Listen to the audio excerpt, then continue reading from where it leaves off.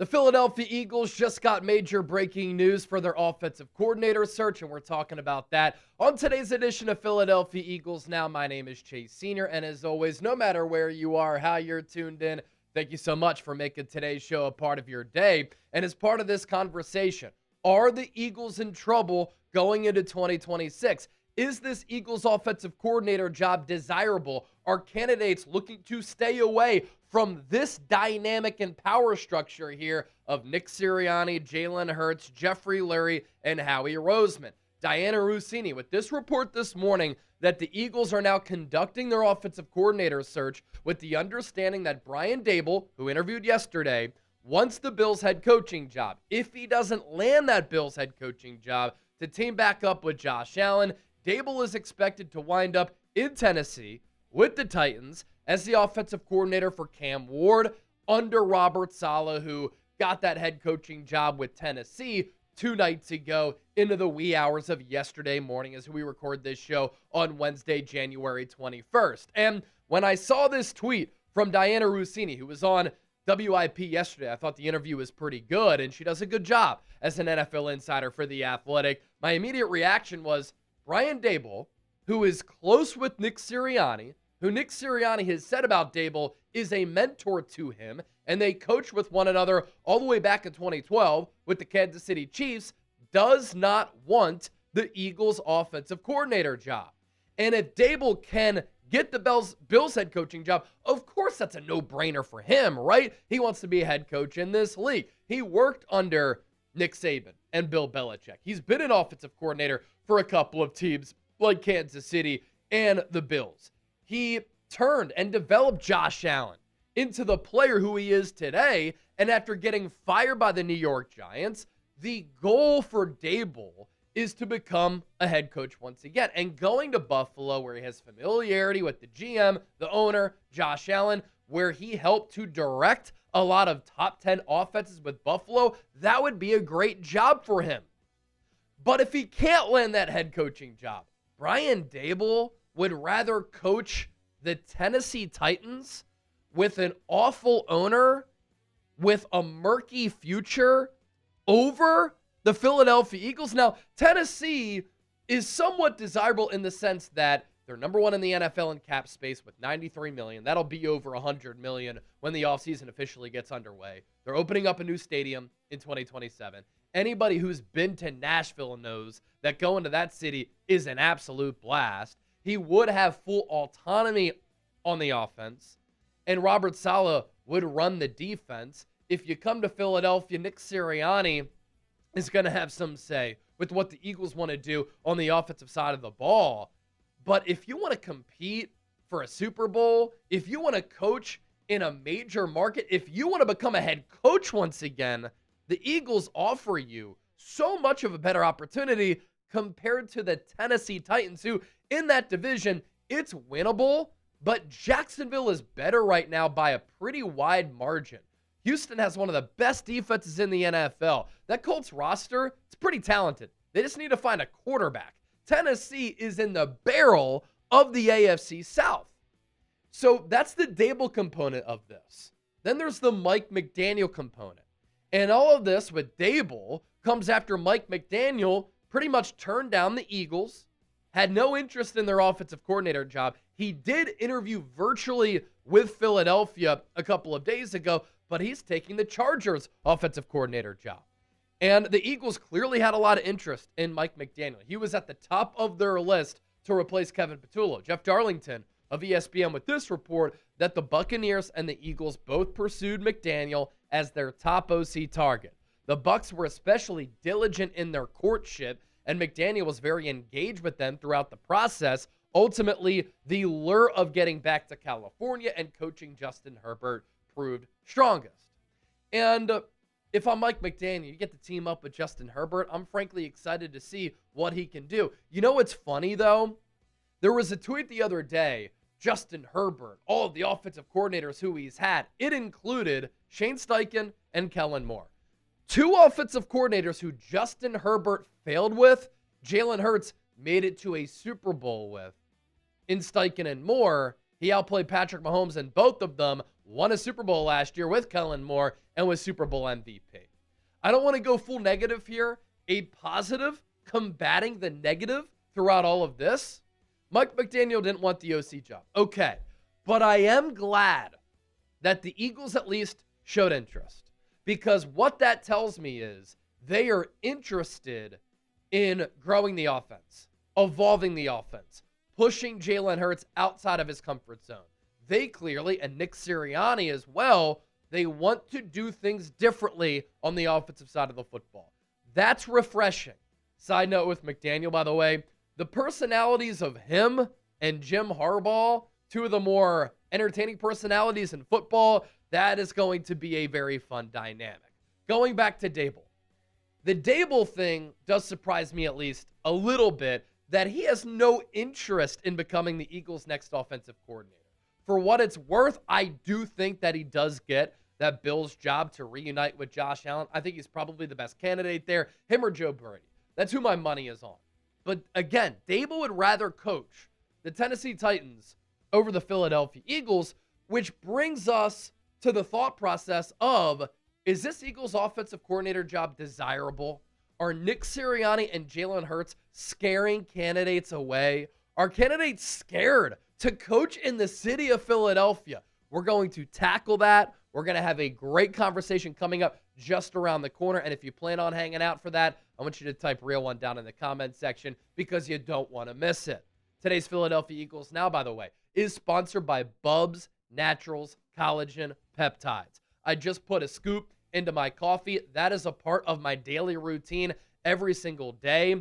And if you want to get healthier, if you want your skin to glow, if you want stronger nails, muscles, joints, hop on the Bubs Naturals train here. In 2026, I want to continue my healthy routine, and I'm turning back the body clock here. You might not know this, but the things that happen to our body as we get older, stiff joints in the morning, longer recovery from the gym, hair thinning, nails breaking, even skin losing that smooth glow, these can all be fixed. These things happen in the first place because your body's collagen levels start to naturally decline beginning as early as your mid-20s.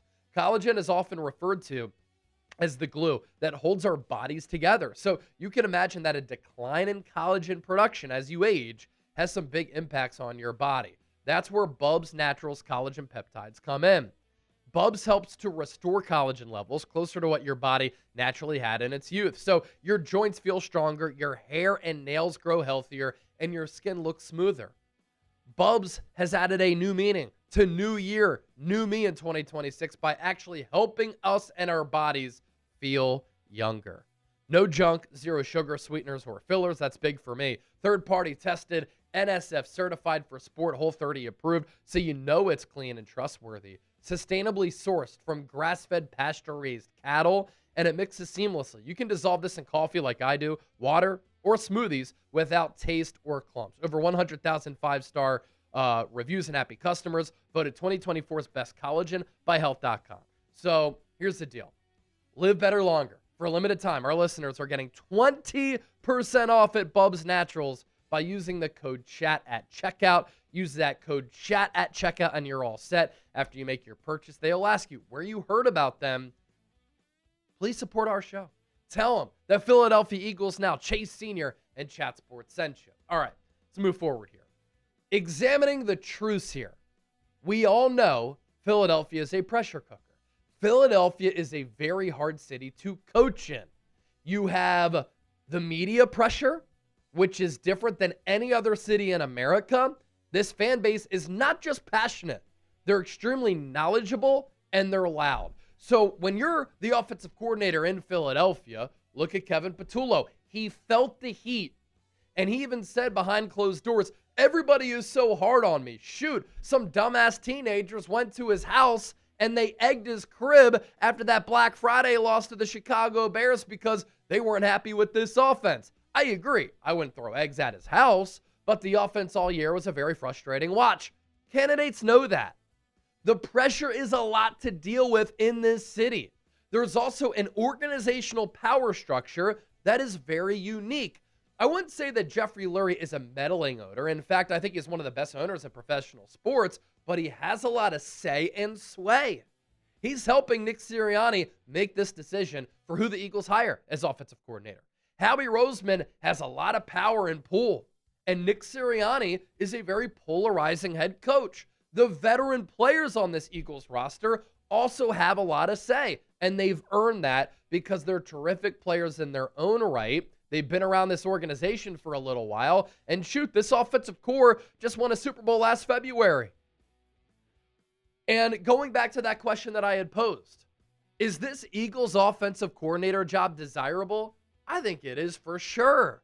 The Eagles are loaded with talent at the skill positions. You have a Super Bowl MVP at the quarterback spot. 2 offensive coordinators over the course of just a few years got head coaching jobs. Shane Steichen after 2022, Kellen Moore after 2024.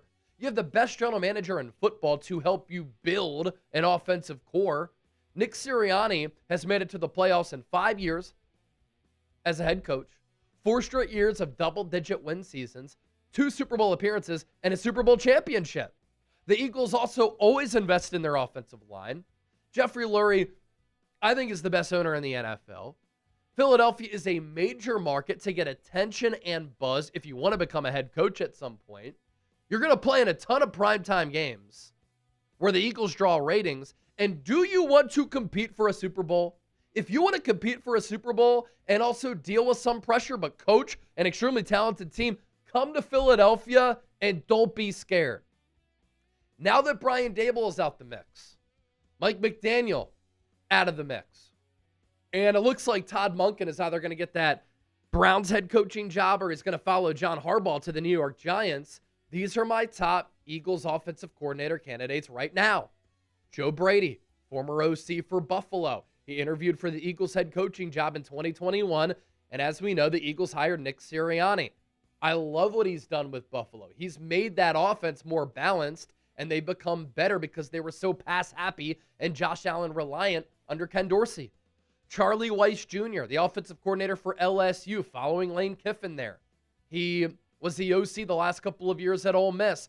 I know that he hasn't called plays at the NFL level, but Howie Roseman and Jeffrey Lurie have always been aggressive in trying to find the next great offensive mind. Charlie Weiss might be that. And he has play calling experience. He's done it at a high level. Has he done it at the NFL level? No. But I like some of the ideas and the experience that he would bring to Philadelphia, and maybe you develop him into a future head coach. Nathan Shieldhouse, pass game coordinator for the Los Angeles Rams. He gets in the lab like a scientist to help design plays for Sean McVay.